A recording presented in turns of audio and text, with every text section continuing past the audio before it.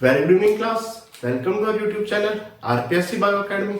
हम जो chapter discuss कर रहे थे वो कर रहे थे प्लांट टैक्सोनॉमी, और प्लांट टैक्सोनॉमी में हम अगला टॉपिक एस्कोमाइसीटी शुरू करते हैं।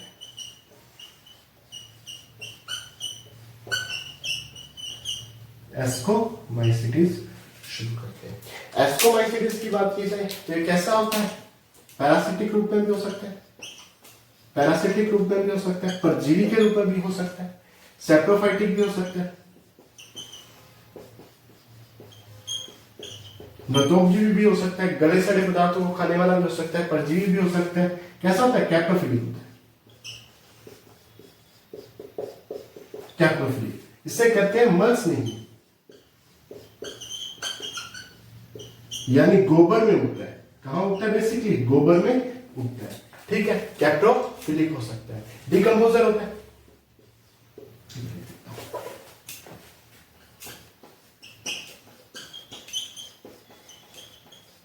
कैसा होता है? डिकम्पोजर होता है। सैक्टेट है, सट्टा पाए जाते हैं। क्या है? सैक्टेट है, सट्टा पाए जाते हैं। जैसे इसमें क्या पाए जाएंगे? इस तरह से सट्टा पाए जाएंगे। और सट्टा में भी पोर्स पाए जाते हैं, सट्टा में भी पोर्स पाए जाते हैं। ये पोर्स के कारण जो साइटोप्लाज्म है वो एक सेल से दूसरी सेल तरफ जा सकता है, साइटोप्लाज्म मूव कर सकता है। देखिए, इसमें सेप्टा तो पाए जाते हैं, लेकिन सेप्टा में पोर्स पाए जाते हैं, जिस कारण से साइटोप्लाज्म एक जगह से दूसरी जगह पर मूवमेंट कर सकता है।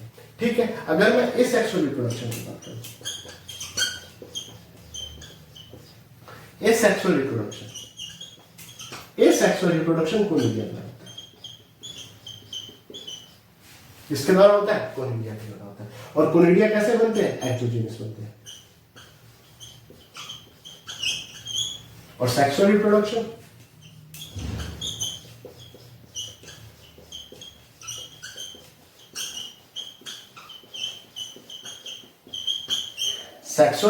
किसके द्वारा होता है? एस्कोस्पोर के द्वारा होता है। तो यहां होती है सोमेटोगेनी।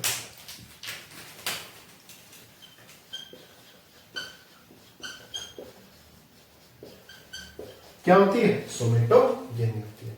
सेक्सुअल रिप्रोडक्शन एस्कोस्पोर्स के द्वारा होता है। क्या होती है? सोमेटोगेनी होती है। जो एस्कोस्पोर्स है वो एंडोजीनस होते हैं।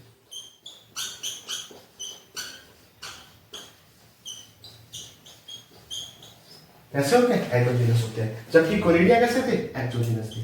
कोनिडिया कैसे थे? एक्सोजीनस थे। अब देखते हैं सेक्सुअल रिप्रोडक्शन के बारे में।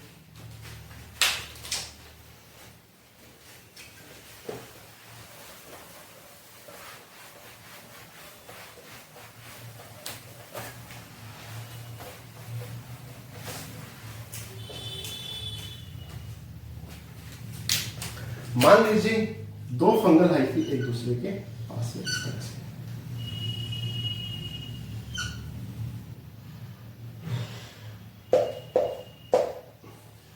इस तरह से एक दूसरे के पास है। सबसे पहले क्या होगी? पहला स्टेप क्या था? प्लाज्मोगेमी।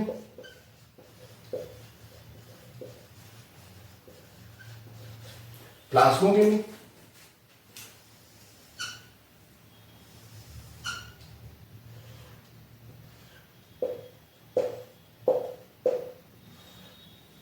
ठीक, क्या होगी? प्लाज्मोगेमी। साइटोप्लाज्म मिल गई, लेकिन न्यूक्लियस नहीं रही। तो इस अवस्था को क्या कहा? डाइकैरियन कहा। डाइकैरियन अवस्था कहा। उसके बाद दूसरा स्टेप अभी नहीं आएगा। इसके बाद एक एस्कस बनेगा यहां पे, इस तरह से एक एस्कस बनेगा।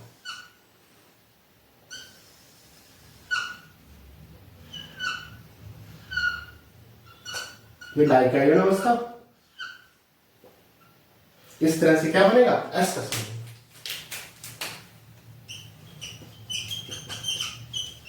इसे कहेंगे सैक लाइक। कैसा है? थैलीनुमा, सैक लाइक है, थैली के जैसे, सैक लाइक है, थैली के जैसे। अब दोनों न्यूक्लियस जिसे हम डाइकैरियन अवस्था कहेंगे, इस एस्कस बन जाएगी, एस्कस बन जाएगी।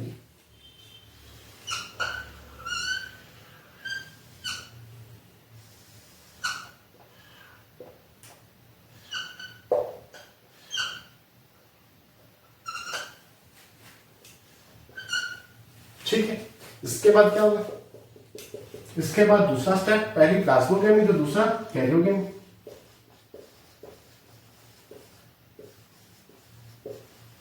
दूसरा स्टेप क्या होगा, कैरियोगेमी होगा।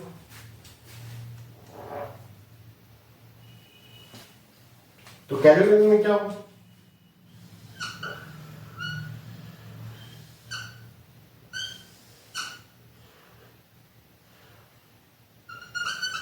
दोनों जुड़कर 2n बन जाएंगे। इसके बाद मियोसिस होगा। तीसरा स्टेप क्या था, मियोसिस था।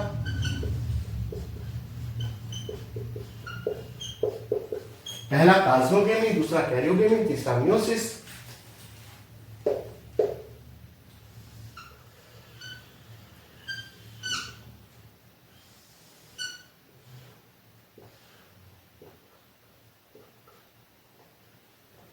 एक से 4 एस को स्कोर,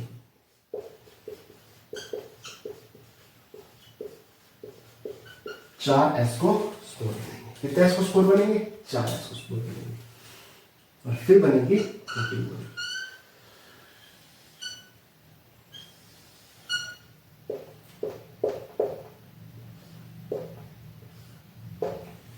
ये बनेगी प्रोटीन बॉडी।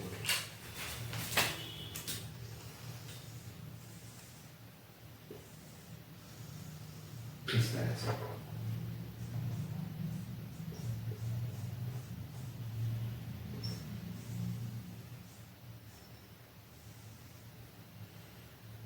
ये बनेगी प्रोटीन बॉडी।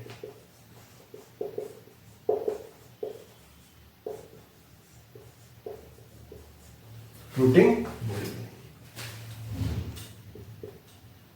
इस तरह से, प्रोटीन बॉडी बनेगी, जिससे क्या करेंगे, एस को काट के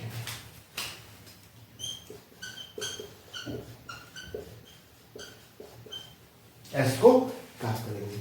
एस को स्पोर की संख्या 4 से 8 होगी। एस को स्पोर की संख्या कितनी होगी, 4 से 8 होगी। 4 से 8 होगी। अब जैसे ही अनुकूल परिस्थिति आएगी, यह फटेगा और यहां से क्या, एस को स्पोर मुक्त हो जाएंगे।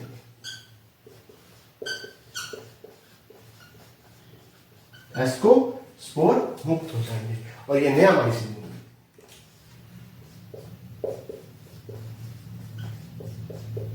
नया माइसीलियम ये क्या है, ये सेक्सुअल रिप्रोडक्शन है। क्या है, सेक्सुअल रिप्रोडक्शन है, जिसमें कितने एस को स्पोर बने, 4 से 8, और एक नया माइसीलियम का फॉर्मेशन ये कर देंगे। ठीक है, इसमें एक चीज है, एस्कस, जिसे हम क्या कहते हैं, सेक लाइक स्ट्रक्चर। क्या कहते हैं, सेक लाइक स्ट्रक्चर। इसीलिए इसे क्या कहते हैं, सेक लाइक फंडाई कहते हैं, थैली फंडाई कहते हैं, सेक फंडाई कहते हैं। कौन सी फंडाई कहते हैं, सेक फंडाई कहते हैं। कौन सी फंडाई कहते हैं, सेक फंडाई कहते हैं। फ्रूटिंग बॉडी का क्या नाम है, एस्कोकार्प। फ्रूटिंग बॉडी का क्या नाम है, एस्कोकार्प। फ्रूटिंग बॉडी का क्या नाम है, एस्कोकार्प। स्पोर्स का क्या नाम है, एस्कोस्पोर्स। एस्कोस्पोर,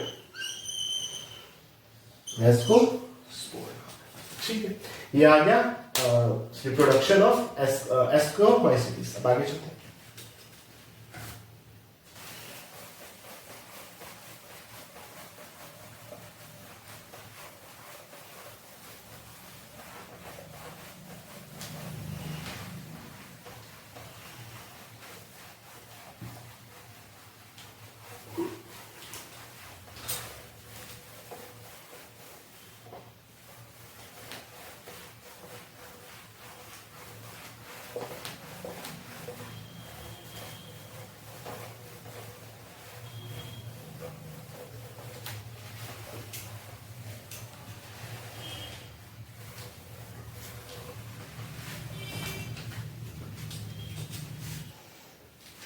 यदि मैं एस्कोमाइसीट्स के एग्जांपल्स की बात करूं तो पहला है एस्परजिलस नाइगर।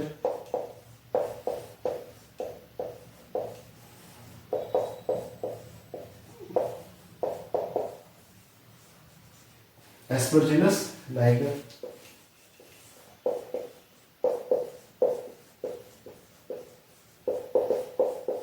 एस्परजिलस फ्लेवस। ठीक है, और एस्परजिलस प्रोलिफेरेंस।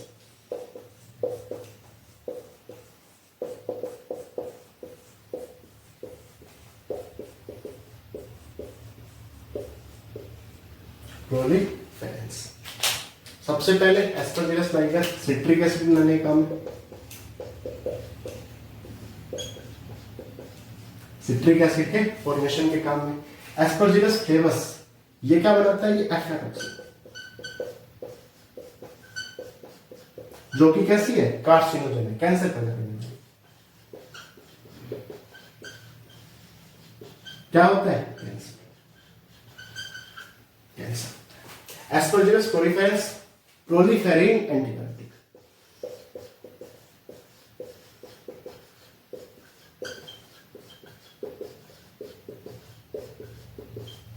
Proliferin antibiotic. इसके बाद पेनिसिलियम रोटेटम। पेनिसिलियम रोटेटम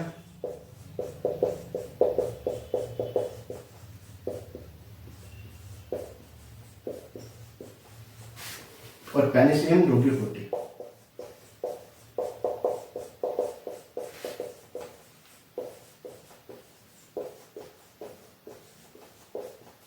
पेनिसिलियम रोटेटम की बात की जाए तो ये फर्स्ट एंटीबायोटिक बनेगी। पेनिसिलिन।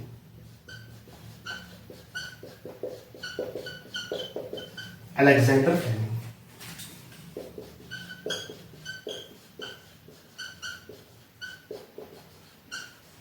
फर्स्ट एंटीबायोटिक किस फंजाई से बनाई थी? पेनिसिलियम रोटेटम से। किस फंजाई से बनाई थी? पेनिसिलियम रोटेटम से। क्या नाम था? पेनिसिलिन। किसने बनाई? अलेक्जेंडर फ्लेमिंग ने। पेनिसिलियम रोगियोफोर्टी चीज बनाने में, पनीर बनाने में, चीज बनाने में। और देखें बफल्स,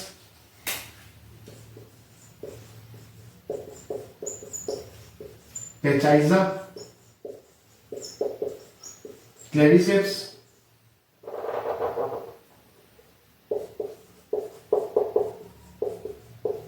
baffle, peziza, claviceps, morchella, Neurospora.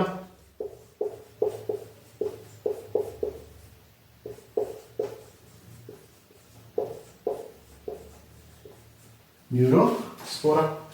सबसे पहले बफल्स।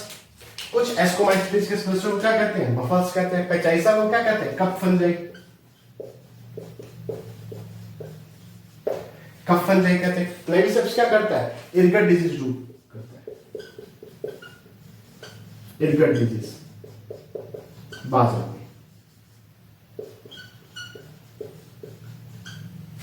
इरगट डिजीज बाजरा में। मोर्शेला को मोरेल्स भी लिख सकते हैं।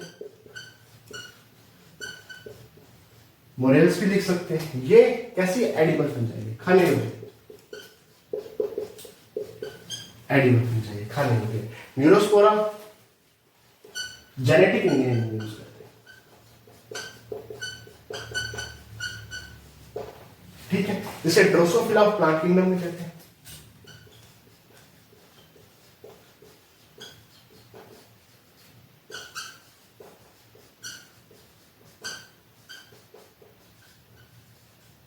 आगे चलते हैं, क्या कहते हैं? Drosophila plant kingdom. Aspergillus Niger से सिट्रिक एसिड प्राप्त होता है। एस्परजिलस फ्लेवस से एफ्लाटॉक्सिन कार्सिनोजन है जो कि कैंसर पैदा करता है। एस्परजिलस प्रोलिफेरेंस से प्रोलिफेरिन एंटीबायोटिक पैदा होती है।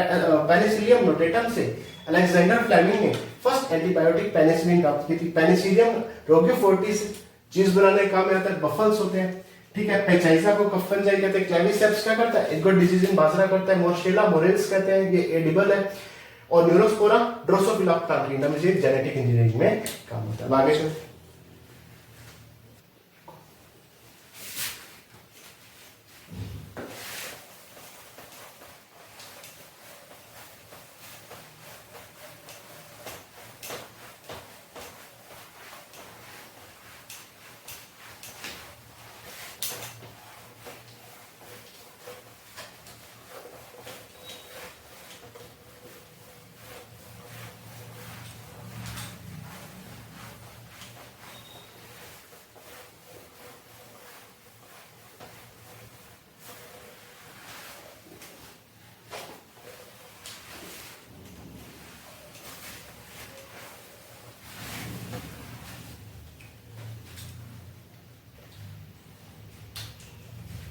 अब अगला एग्जांपल देखते हैं।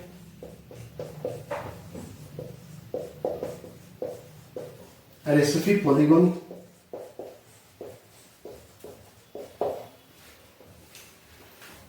ये चूर्णिल आसिका,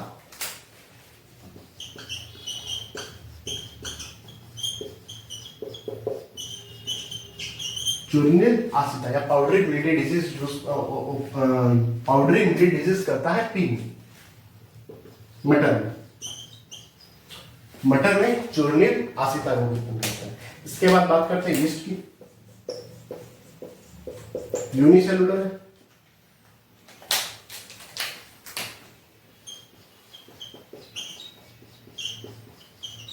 एक कोशिकीय यूनिसेलुलर है। यूनिसेलुलर होने के कारण इसे प्रोटिस्टा में रखा जाना चाहिए, लेकिन इसका जो लाइफ साइकिल है वो किसके समान है? एस्कोमाइसिटिस। इसे किसमें रखा गया? एस्कोमाइसिटिस में रखा गया। अगर मैं यीस्ट की बात करूं तो ये माइसीलियम नहीं होता, ये स्यूडोमाइसीलियम होता है।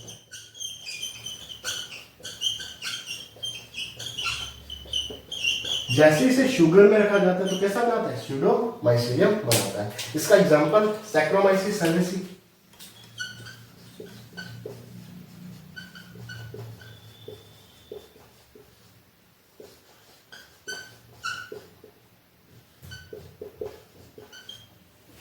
सैक्रोमाइसिस सेरेविसी, जो कि वाइन इंडस्ट्री में यूज होता है।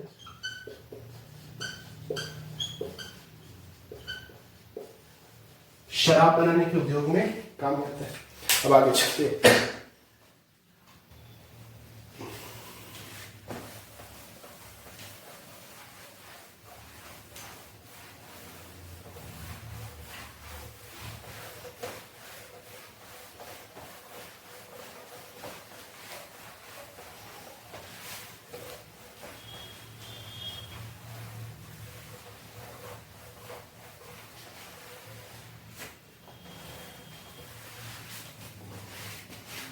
अब हम बात करते हैं बेसिडियोमाइसिटिस की।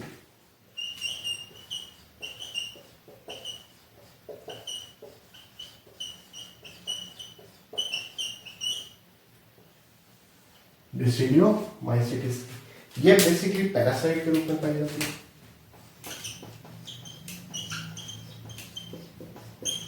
परजीवी के रूप में पाई जाती है। अगर इसकी बात करें तो इसमें हमने डोलिपोसाइटम लिखे थे।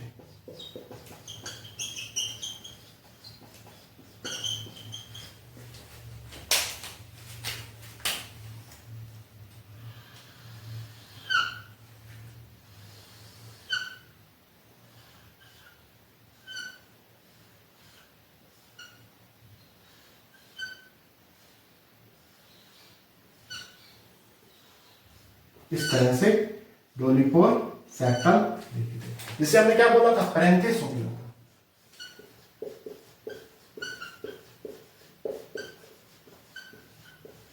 पैरेंथेसोमियम जो मेम्ब्रेन, जो क्या होती है? मेम्ब्रेन होती है। इसमें एक और स्ट्रक्चर पाई जाती है, क्लैम्प कनेक्शन पाई जाती है।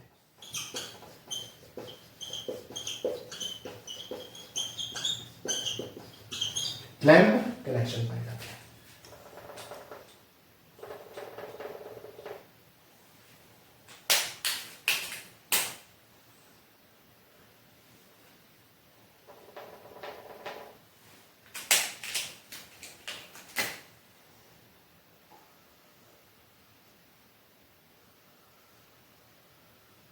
इस तरह से ये क्या कहलाता है? क्लैम्प कनेक्शन कहलाता है।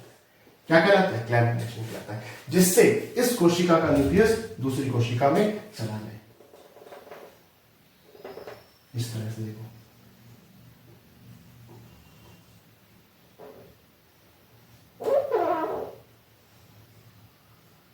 ये क्लैम्प कनेक्शन है, जिससे एक कोशिका का न्यूक्लियस दूसरी कोशिका में आसानी से जा सकता है। ठीक है, डोलिपोसाइटम पाए जाते हैं, क्लैम्प कनेक्शन पाए जाते हैं। एसेक्सुअल रिप्रोडक्शन की जगह वेजिटेटिव रिप्रोडक्शन पाया जाता है।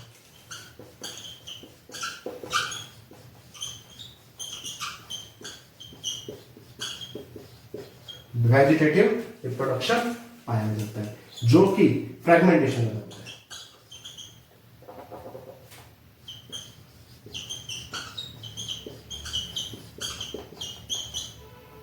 फ्रेगमेंटेशन वाला होता है, फ्रेगमेंटेशन वाला होता है। सेक्सुअल रिप्रोडक्शन बेसिडियोस्पोर द्वारा होता है।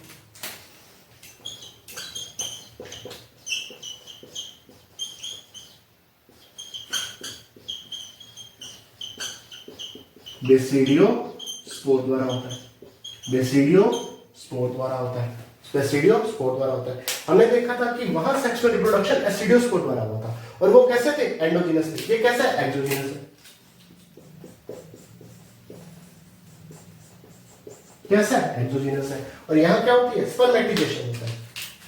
एक तो स्पर्मेटिजेशन होता है,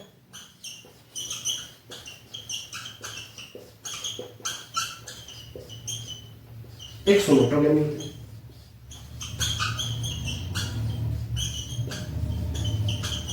सोमेटोगेमी होती है। अब इसके रिप्रोडक्शन को डिटेल में पढ़ते हैं।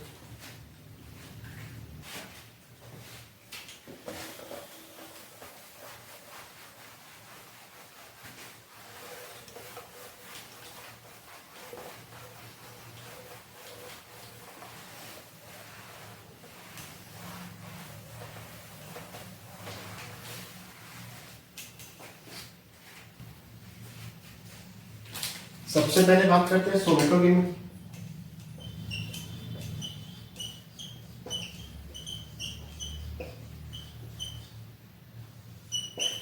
जो कि अस्टिलैगो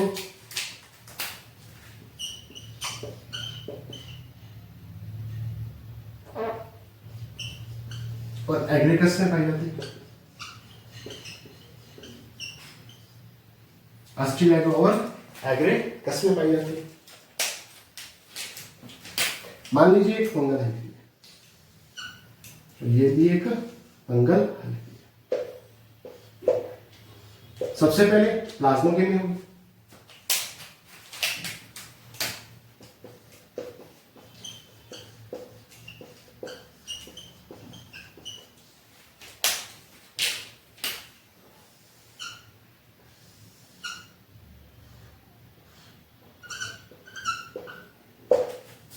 अब क्लैंप कनेक्शन का फॉर्मेशन होगा।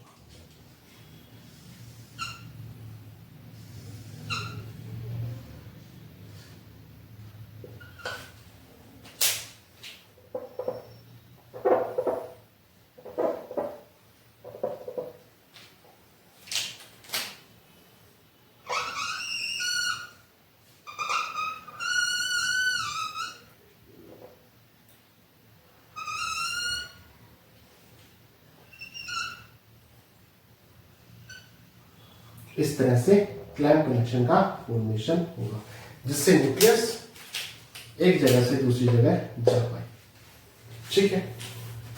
अब सारे न्यूक्लियस इस तरह से डाइकैरियोटिक अवस्था में आते हैं।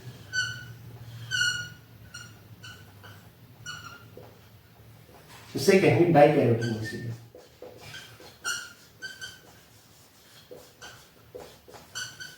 Dikaryotic mycelium, dikaryotic mycelium. अब आगे चलते हैं। अब ये जो डाइकैरियोटिक माइसीलियम है, इसमें बेसिडियो बनेगा, बेसिडियम बनेगा।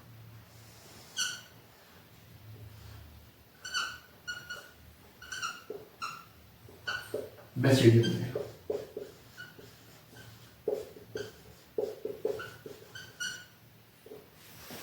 बेसिडियम बनेगा। अब ये दोनों न्यूक्लिक बेसिडियम में है।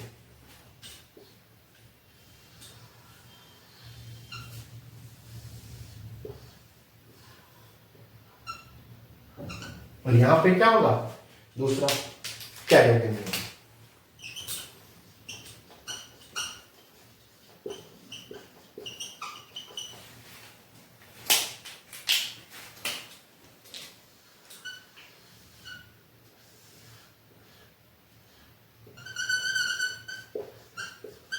बन जाएगा।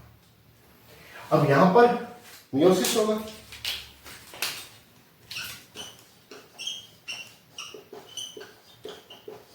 मियोसिस होगा, और मियोसिस से यहां पर वहां पे एंडोजीनसली बने थे। कैसे बने थे? एंडोजीनसली। वहां ऐसे एस्कोस्पोर्स बने थे, लेकिन यहां ऐसे एस्कोस्पोर्स नहीं बने, यहां एंडोजीनसली एस्कोस्पोर्स बने।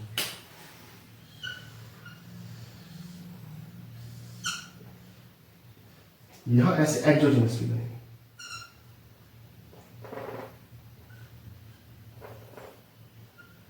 इन्हें क्या कहेंगे? रेसिड्यूज कहेंगे।